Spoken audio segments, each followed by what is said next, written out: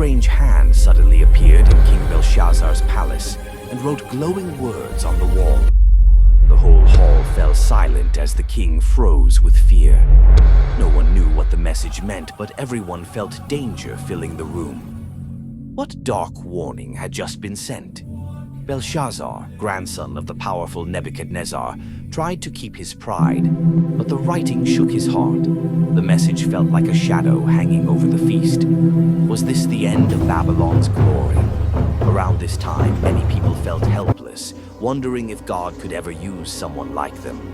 But this moment would prove that God can use anyone, even those who don't know him. Could help really come from the most unexpected place? Long before this night, God had spoken through the prophet Isaiah about a foreign king named Cyrus, a man not yet born, a man who didn't know Israel's God. Yet God said Cyrus would help his people. How could a stranger become the hero of a captive nation? Israel had been defeated by Babylon. Their homes were destroyed. The temple was burned. They lived in sadness far from their land. But even in the darkness, God promised that one day they would return home. When would the promise finally come true?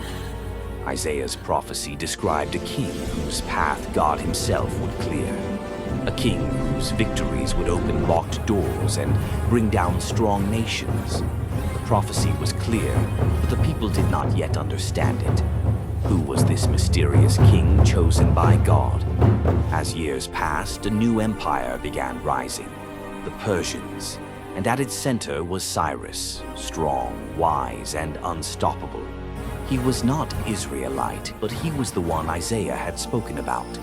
Could this outsider truly be God's anointed? While Cyrus's armies grew stronger, Babylon grew weaker.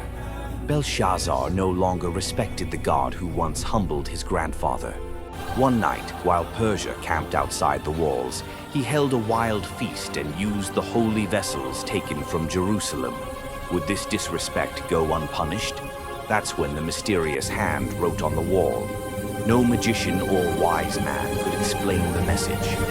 Only Daniel, a servant of God, knew the meaning. Would the king dare listen to him? Daniel explained the words. God had numbered Belshazzar's days. He had been weighed and found lacking. His kingdom would be handed over to the Medes and Persians. But would this judgment really happen that very night? And it did. Babylon fell, and Darius the Mede took the throne. But Cyrus was the true power behind the victory. God's prophecy was now unfolding.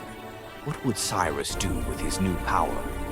Years earlier, Jeremiah had said Israel would be in captivity for 70 years. Daniel realized that those 70 years were almost over. It was time for God to move. But how would he move through a king who didn't even know him? Then something shocking happened. Cyrus discovered a scroll written long before his birth. It mentioned his name, his rise to power, and his mission to rebuild Jerusalem. How could an ancient scroll describe his life so perfectly? Cyrus was amazed. He realized a power greater than any empire had chosen him. So he made a bold declaration. The Jews were free to return home and rebuild the temple of the God of heaven. But would the journey be safe after so many years in exile?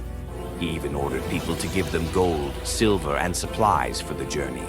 Then Cyrus returned the holy items Nebuchadnezzar had stolen from the first temple. Why would a Persian king care so much about Israel's God? As the Jews returned to Jerusalem, hope rose in their hearts. But their enemies were afraid. They wrote lies to the Persian officials, claiming the Jews planned to rebel. Would this stop the rebuilding of God's house? Work on the temple slowed. Fear spread again. But Cyrus sent a warning to the local leaders. Do not interfere. Let the Jews rebuild the temple. With that command, the work restarted. But would the people stay strong through more opposition?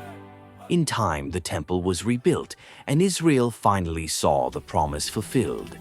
God had used a foreign king to restore his people. Cyrus became a symbol of how God can use anyone for his purpose. But what does this mean for us today? Cyrus's life shows that God's plans reach beyond borders, religions, and expectations. Even people who don't know God can become instruments in his hands. Could God be preparing someone unexpected to help you right now? It also teaches that chaos does not stop God's plan. Even when things look out of control, God is already working quietly behind the scenes. What if your waiting season is actually a setup for something great?